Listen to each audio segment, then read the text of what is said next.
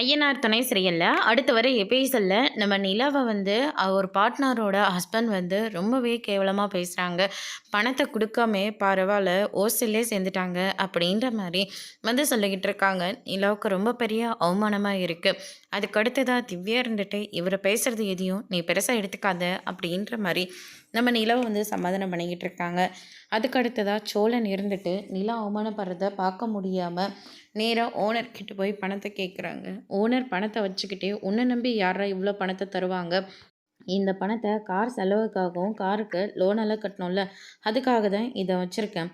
தேவையில்லாமல் இந்த பணத்தை பார்த்துட்டு பணத்தை கேட்கணும்னு நினைக்காத அப்படின்னு சொல்லிட்டு அங்கேருந்து கிளம்பிடுறாரு. அவர் போனதுக்கப்புறமா நிலா அவமானப்படுறதை தான் பெருசாக நினச்சிக்கிட்டு அந்த பணத்தை அவர் அங்கேருந்து திருடி எடுத்துகிட்டு போயிடுறாரு.